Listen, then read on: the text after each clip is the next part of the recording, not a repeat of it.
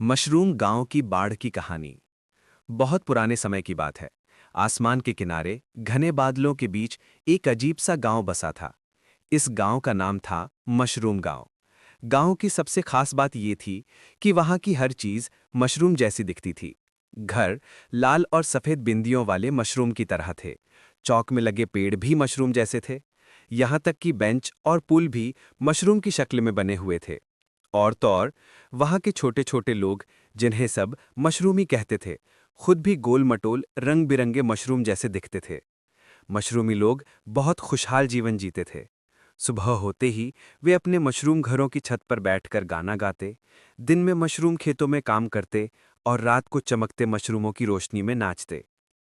एक दिन आसमान पर काले बादल छा गए, हवा तेज चलने लगी, बिजली गरजने लगी और फिर शुरू हुई भयानक बारिश। बारिश इतनी तेज थी कि देखते ही देखते मशरूम गांव पानी में डूबने लगा। छोटे छोटे मशरूम घर डगमगाने लगे, खेतों में लगी फसल बहने लगी और लोग घबराकर इधर उधर भागने लगे। गांव के बुजुर्ग मशरूमी बोले, ये बाढ़ तो हमने पहले कभी नहीं देखी। अगर पानी और बढ़ा तो हमारा गांव डूब जाएगा। सब लोग परेशान हो गए, मगर तभी एक छोटा सा मशरूमी चिन्नू आगे आया। चिन्नू बोला, डरने की जरूरत नहीं। हमारे मशरूम घर नरम हैं, पानी को सोखते हैं और हल्के भी हो जाते हैं। अगर हम इन्हें उखाड़ कर पानी में डालें तो ये नाव बन जाएंगे। पहले तो सब हंसने लगे। अरे छोटे, ये कैसे संभव है? घर नाव कैसे बन सकते हैं? लेकिन पानी इतना बढ़ गया कि अब कोई और रास्ता नहीं बचा। मजबूरी में उन्होंने चिन्नू की बात मान ली और चमत्कार हो गया। जब घरों को उखाड़कर पानी पर रखा गया तो वे फूलकर बड़े बड़े तैरते हुए मशरूम बेड़े बन गए। गांव वाले उन पर चढ़ गए और पूरा गांव बाढ़ के ऊपर ऊपर तैरने लगा। पानी का तेज बहाव मशरूम गांव को दूर दूर तक बहाकर ले गया। कई दिनों तक वे तैरते रहे और आखिरकार वे एक अनजान जगह पहुंचे, एक गुप्त जंगल। ये जंगल किसी और दुनिया जैसा था।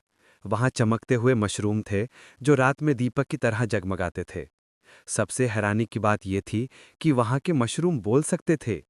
उन्होंने मुस्कुराकर कहा, स्वागत है बहादुर मशरूमियों। तुमने बुद्धि और साहस से अपने गांव को बचाया है।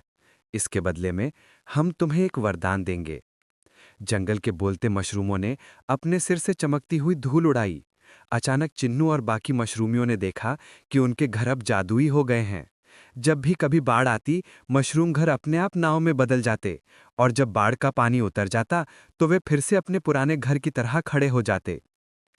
उस दिन से मशरूम गांव कभी डूबा नहीं, बल्कि मशहूर हो गया कि ये वो गांव है जो कभी डूबता नहीं, बस तैरता ही तैरता है।